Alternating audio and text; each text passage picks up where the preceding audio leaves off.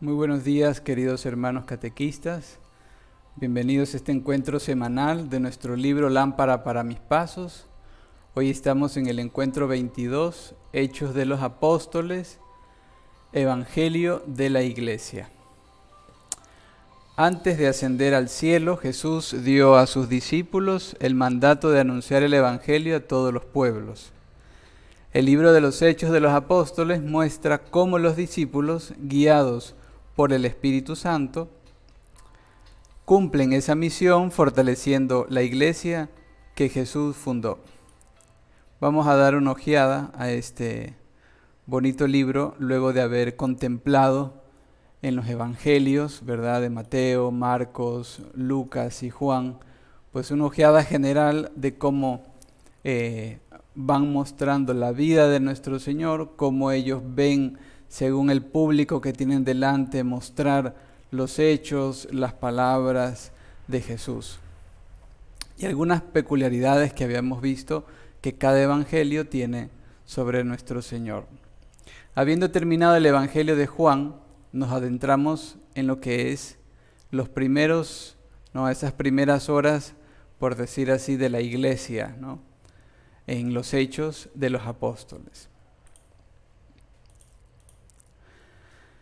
Le llamamos Evangelio de la Iglesia porque los Hechos de los Apóstoles es sencillamente una continuación del Evangelio de San Lucas y muestra cómo la Iglesia continúa la obra de Jesús. Los Hechos de los Apóstoles comienzan con Jesús resucitado y luego la ascensión de nuestro Señor al cielo. ¿Y luego qué?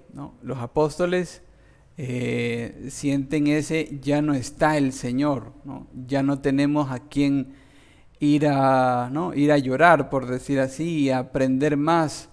Ya tenemos, nuestro Señor ha hecho lo que tenía que hacer y ahora será el Espíritu Santo el que les lleve hasta la verdad completa, o sea, que les vaya adentrando en el misterio que han vivido, que es el misterio pascual, ese misterio de la vida oculta de Jesús, de su nacimiento, de sus milagros, de su pasión, muerte, resurrección y ascensión al cielo. ¿Y quién es el que va a hacer que esto pues tenga un significado muy grande, que cada cosa de nuestro Señor tenga así como una experiencia fuerte en la vida de los apóstoles? Será el Espíritu Santo. En toda la obra se siente, en la obra de los Hechos de los Apóstoles, se siente una fuerte presencia del Espíritu Santo y se aprecia cómo vivían los primeros cristianos. Esto lo vamos a ver en pocos minutos. Pero esto es interesante. Nuestro Señor ya no está. Y ahora está la promesa de Jesús, que es el don del Espíritu Santo, que luego nosotros sabemos que es, por decir así, el alma de nuestro Señor Jesucristo, el amor entre el Padre y el Hijo. Ese amor eterno que enciende el amor del Padre y el Hijo es el que va ahora a mover la iglesia.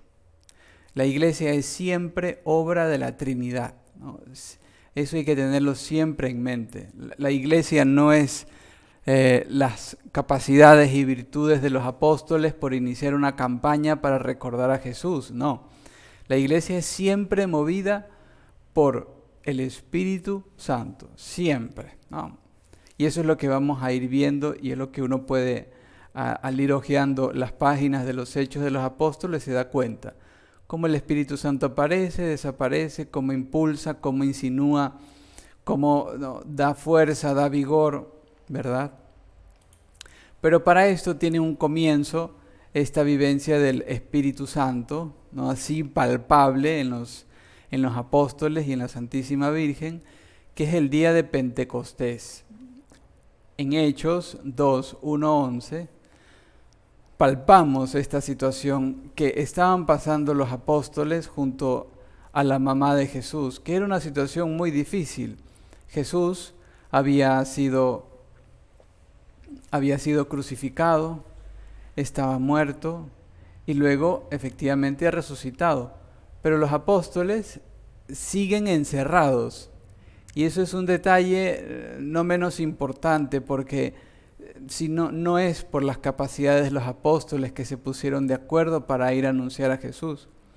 Es precisamente esta fuerza del Espíritu Santo que aparece como lenguas de fuego, donde estaban reunidos los apóstoles junto a María. Se ve que ellos todavía han pasado pocos días, poco tiempo. Parece como mentira, ¿no? De que haya pasado así. Y el trauma de la cruz, pues, no es menos fuerte, ¿no? Ellos siguen impactados. Y entonces baja el Espíritu Santo. María tiene yo estoy seguro, y la iglesia pues lo proclama así, ¿no? Que es la madre la que logra mantener a estos discípulos de su hijo, a estos hijos suyos, unidos en comunión, ¿no? No saben todavía qué hacer, pero la madre va a ser ese vínculo de unidad. Entonces contemplamos que todos quedan llenos del Espíritu Santo. Desde ese día, la iglesia estará segura de no llevar a cabo la misión con su propia fuerza, sino guiada por el Espíritu Santo. Esta es una convicción que tenemos en la iglesia, de que efectivamente es Dios el que lleva adelante su propia iniciativa, que es la iglesia. Si hubiese sido obra de los hombres, así con un dedo de Nerón, hacia el año 70, se hubiese extinguido el cristianismo, los primeros apóstoles los mandaron a matar y se acabó todo, ¿no? Pero, como hemos estado repitiendo, efectivamente es el don del Espíritu Santo que hace que la iglesia se vaya propagando y teniendo fuerza. ¿Cómo vivían los primeros cristianos? Dice que por la fuerza del Espíritu Santo, ¿a qué eran capaces los cristianos, los primeros cristianos? Tres cosas, son tres palabras: comunión, fracción del pan y oraciones. Dice que perseveraban en la comunión, que es su amistad con Jesús, o sea, su amistad entre ellos era una comunión porque en ellos habitaba el Espíritu Santo. Con el bautismo, ¿no?, iban teniendo una sola alma, un solo corazón. Perseveraban en la comunión entre ellos, en la comunión entre hermanos. Perseveraban en la fracción del pan, que es la Eucaristía, esta acción de gracias. Y esta imagen que yo he puesto aquí arriba es precisamente esas imágenes de los primeros cristianos en los que en algunas ocasiones pintaban esta comunión en la Eucaristía, ¿no? Este reunirse para comer la Eucaristía.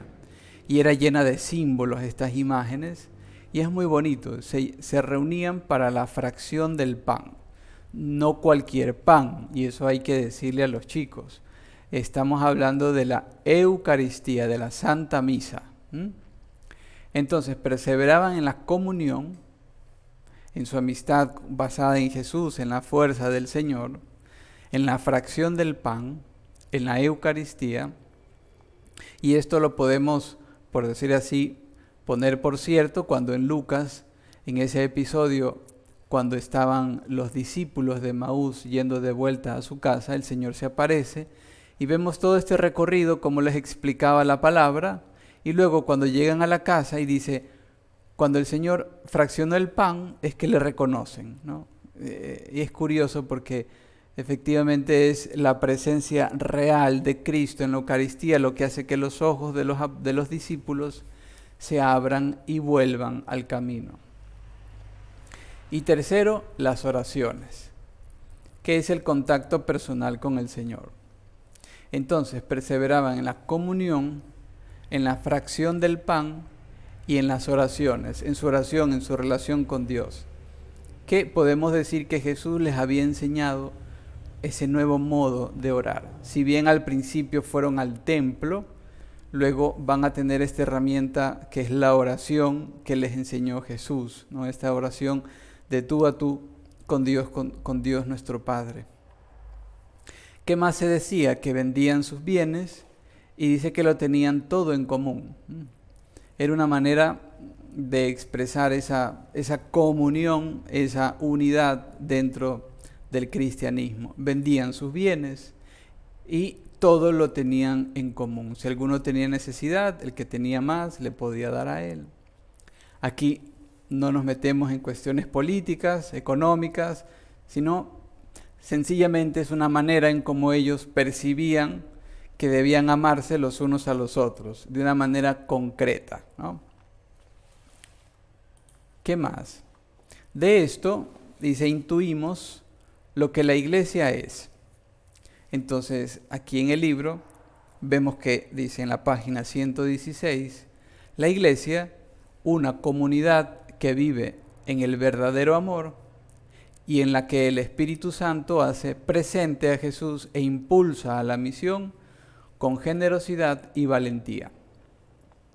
He subrayado algunas palabras porque me parecen importantes. O sea, sin duda esta es la definición de la iglesia que tenemos, ¿no? Es la comunión, ¿no? Ese sacramento de comunión, ¿no? Hacer visible la comunión de Dios con los hombres y entre los hombres entre sí, ¿no? En Cristo por el Espíritu Santo. Esa es la definición de la iglesia. Y a partir de los hechos de los apóstoles vemos claramente que efectivamente sale así.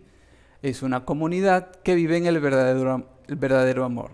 No solo porque se quieran y tengan sentimientos bonitos, sino que concretamente vivían en la comunión. Repartían sus bienes, trataban de que los hermanos estén bien, ¿verdad? Todo esto era obra del Espíritu Santo. Y esto es lo más hermoso de esta definición, que hace presente a Jesús. El Espíritu Santo lo que va a hacer es recordar las palabras de Jesús. El Espíritu Santo hace real y presente, ¿no? Nos regala una presencia de Jesús que impulsa a la misión.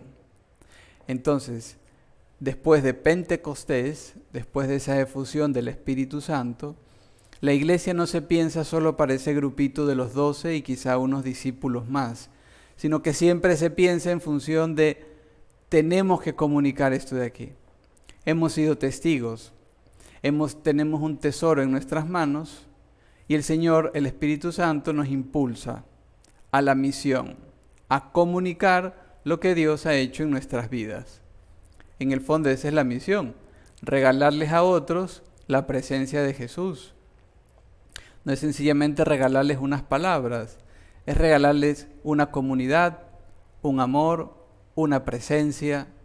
Eso es la iglesia, ¿no? En los Hechos de los Apóstoles tenemos así como una gran división, ¿no? Dice que del capítulo 3 al 8 aparecen como protagonistas, por decir así, Pedro y Juan. Y a partir del capítulo 9 comienza un protagonismo de San Pablo, ¿no? Que va hasta el final del libro. Entonces, Pedro y Juan, del capítulo 3 al 8, anuncian ambos con fortaleza el nombre de Jesús, sin importarles ser encarcelados o golpeados, ¿no? Y esto es curioso porque continuamente se los ve que son encarcelados, que son golpeados, flagelados, pero ellos lo hacían con gusto, ¿no? Porque también con el encuentro de Jesús, esta persecución iba a tener un sentido más grande, que era la gloria en el fondo, la vida eterna. Si a Jesús ofreció sus espaldas para la persecución, los apóstoles, ¿por qué no podían hacerlo? En el fondo no era un culto al sufrimiento, sino era sencillamente el amor lo que les impulsaba a querer dar la vida por el Señor. Aunque esto implique cárcel y golpes, ¿no? Entonces, ellos se sentían movidos completamente, quizá no con un sentimiento, ¿verdad?, así de qué bonito que es predicar, sino una convicción, una profunda fe, ¿no? El Papa Benedicto va a decir esa victoriosa certeza de la fe, que va mucho más allá del sentimentalismo, que va mucho más allá de que las cosas vayan bien porque estoy con Dios. No, sencillamente anunciaban, ¿no? Y el Espíritu Santo les daba esa victoriosa certeza de que no estaban solos, o sea, tenían esa convicción de que no era en vano lo que estaban haciendo, ¿verdad? Y que todo lo ofrecían por la iglesia, al Señor. La iglesia va creciendo y fortaleciéndose a lo largo de estas páginas de los Hechos de los Apóstoles, sobre todo por la predicación. San Pablo en muchas partes nos va a decir que la fe viene de la predicación, de la escucha de la predicación. Por eso, para ellos es importante, ¿no? Ellos no es que escribieron, por decir así, y mandaron escrito su testimonio para que la gente creyera. No, primero, lo que hubo primero en la iglesia fue la predicación oral, ¿no? Nuestro Señor les está diciendo, vayan y prediquen, ¿no? Cuenten. Entonces la iglesia se va creciendo y se va fortaleciendo por la predicación de los apóstoles. Si los apóstoles no salían y no predicaban, el Espíritu Santo lo teníamos así como amarrados las manos, sin poder llevar más almas a Dios, sino que los apóstoles y los cristianos comenzaban a hacer esas manos, esos pies, esa boca con la que Dios iba llamando, convirtiendo, transformando. Y estos capítulos cierran con el martirio de San Esteban, que es muy, así bastante fuerte, ¿no? Ver la presencia de este mártir convencido de dar la vida por nuestro Señor, al mismo tiempo perdonando a quienes le estaban matando, y lo más curioso es que aparece Saulo, ¿no? Y la gente, cuando les iba apedreando, depositaban los mantos a los pies de Saulo. Entonces se pueden leer estos fragmentos de Pentecostés, el martirio de San Esteban, como para tener una idea concreta dentro de los Hechos de los Apóstoles. Y luego, a partir del capítulo 9, encontramos un protagonismo de San Pablo. Dice, la atención se centra en Saulo. Efectivamente, se llama Saulo. Y nos muestra su vocación, o sea, el relato de cómo fue llamado por el Señor en tiempos en que Saulo, siendo un recio fariseo, ¿verdad?, amante de la ley, ¿no?, para vigilar que la pureza de la ley encarnizadamente persigue a los cristianos. Y esto San Pablo lo va a tener en su mente y en su corazón y lo va a repetir continuamente, porque la predicación de Pablo es eso, contar pues su propia experiencia, lo que Dios ha hecho con él, y le cambia de nombre y le dice, y se comienza a llamar San Pablo, ¿no? Y como asignar una nueva misión a este hombre tan grande para la época como fariseo y luego como cristiano y columna de la iglesia, ¿no? Entonces San Pablo se dedicará a predicar incansablemente el Evangelio. Es increíble cómo San Pablo tiene esa fuerza, movido por el Espíritu Santo, ese amor, aunque no estuvo esos 3 años con Jesús, ¿verdad? No lo vemos en el Evangelio, no lo vemos escuchándolo, pasando noches, milagros, no. Simplemente hay un encuentro con él que le tocó profundamente en el alma y que de ahí en adelante le va a dar una convicción tan fuerte, tan grande, que seguramente nuestro Señor en ese caminar no lo habrá dejado solo, no habrá sido un solo encuentro, ¿no?, sino esa oración continua que a él le abría los ojos a decir, es verdad, fui lo que fui, pero ahora soy del Señor, ¿no? Entonces, una vez bautizado, ¿no?, lo llevan, es bonito leer la vocación de San Pablo, como el Señor pudo haber hecho todo en ese momento, Él lo pudo haber bautizado, pero no. Le dice, anda donde esta persona, Él te llevará donde otro que te bautizará, te dirá lo que tiene que hacer. Entonces, ese dejarse llevar por el Señor en las personas concretas es lo que son detalles que no podemos echar de menos. Entonces San Pablo a diferencia de Pedro, por ejemplo, se dedicará a los paganos. O sea, llegó un momento en los Hechos de los Apóstoles que hay una discrepancia, ¿no? Pedro decide que se va a evangelizar a los judíos, ¿no? A los judíos. Y Pablo se encargará de los no judíos, de los paganos, los que están fuera de la tierra prometida. Si bien es cierto, Pablo, cada vez que llegaba a un pueblo, a una ciudad fuera de Jerusalén, fuera de la tierra prometida, llegaba primero a evangelizar a los judíos. Pero como no le hacían caso, ¿no? También por su... quizá le dijeron que estaba loco, ¿no? Que le lavaron el cerebro, no le escuchaban, decía, yo me voy a los paganos, se acabó. Entonces, San Pablo se dedicó incansablemente la predicación a los paganos. Y luego es encarcelado en Jerusalén y termina con una travesía larga hasta llegar a Roma, encarcelado, siempre ya con esposas, ¿no? Ya no gozaba de esa libertad, ¿no? Podía predicar, pero siempre vigilado, siempre ya encarcelado. O sea, Roma tenía, por decir así, la posesión sobre él hasta que va a morir. Esto no lo cuenta los Hechos de los Apóstoles, su muerte, cómo fue su muerte, sino que los Hechos de los Apóstoles llega hasta que llega a Roma.